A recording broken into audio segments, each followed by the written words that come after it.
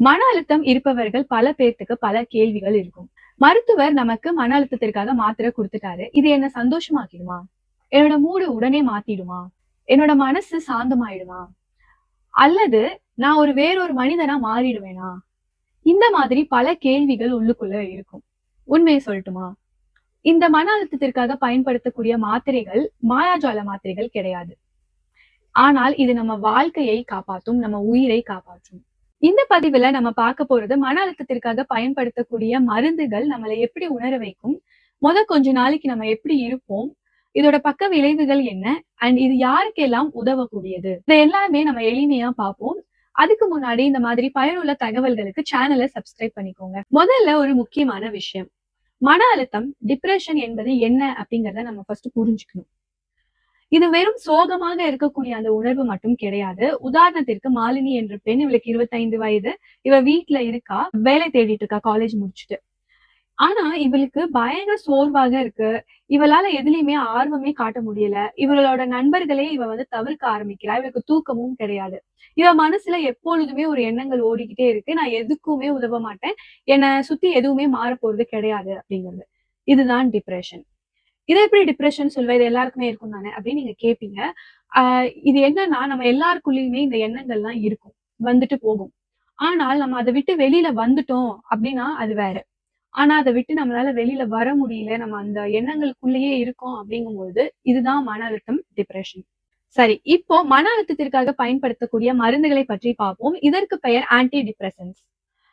Anti depressants அப்படிங்கும்போது அதற்கு கீழே பல மருந்துகள் இருக்கும். அந்த மருந்துகளோட குழுக்கு பெயர் தான் இந்த ஆன்டி டிப்ரெசன்ஸ்.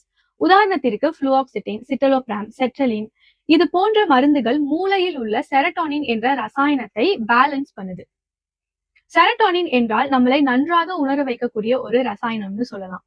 இது இம்பேலன்ஸ் ஆகும் பொழுது, இதுல இருக்கக்கூடிய அந்த சமநிலை குலையும் பொழுது என்ன நடக்கும் அப்படின்னு பார்த்தா நமக்கு நல்ல ஒரு மனநிலை இருக்காது.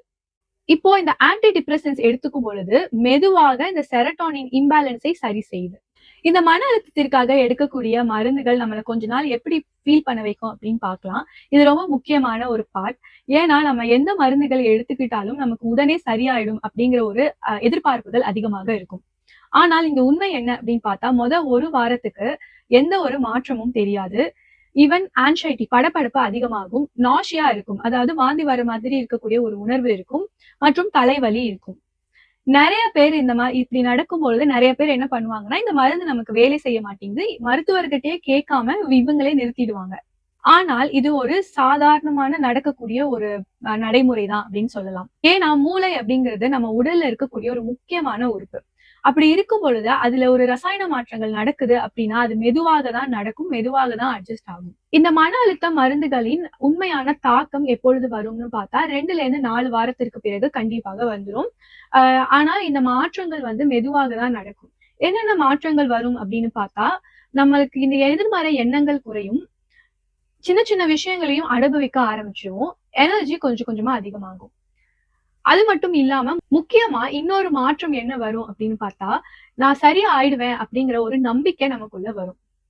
இது உடனடியான ஒரு சந்தோஷம் கிடையாது. சடன் ஹாப்பினஸ் கிடையாது. மெதுவாக நம்ம சரியாகிட்டு இருக்கோம் அப்படிங்கறது தான் அர்த்தம். மன அழுத்தம் மருந்துகளோட பக்க விளைவுகள் என்ன அப்படிங்கறத பார்ப்போம். உண்மையை சொல்லணும்னா எல்லா மருந்துகளுக்கும் பக்க விளைவுகள் இருக்கு. அதுல இப்ப இந்த ஆன்டி டிப்ரெசன்ஸ்க்கு என்ன பக்க விளைவுகள் இருக்கு அப்படின்னு பார்த்தா நாஷியா இருக்கும், வாந்தி வர மாதிரி இருக்கக்கூடிய அந்த உணர்வு, தூக்கத்துல மாற்றம் இருக்கும், தலைவலிக்கும்.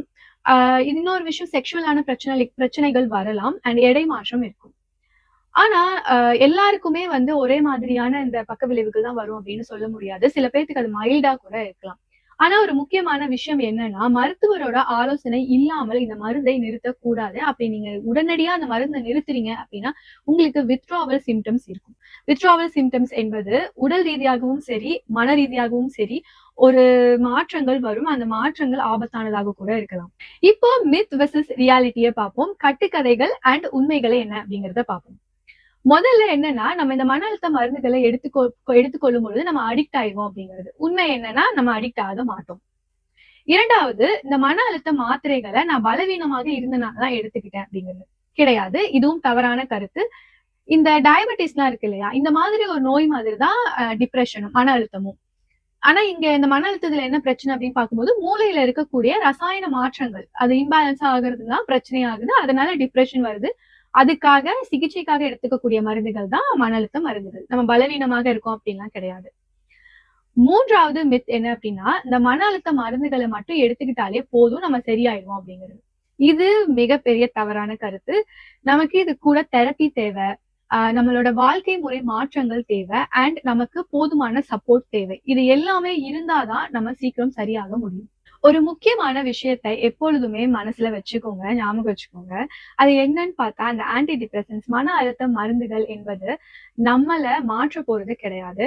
ஆனா, நம்ம எப்படி இருந்தோமோ கொண்டு போய் திரும்ப அதே மாதிரி விட்டுரும். இதற்காக நம்ம பலவீனமான ஆள் கிடையாது. நம்ம புரோக்கன் கிடையாது. நம்ம நம்மள சரி பண்ற அந்த ஒரு ப்ராசஸ்ல இருக்கோம். இந்த பதிவு உங்களுக்கு பயனுள்ளதாக இருக்குன்னு நினைச்சீங்கன்னா, லைக் பண்ணுங்க, ஷேர் பண்ணுங்க அண்ட் என்னோட சேனல சப்ஸ்கிரைப் பண்ணிக்கோங்க. நெக்ஸ்ட் வீடியோல பார்க்கலாம். நன்றி.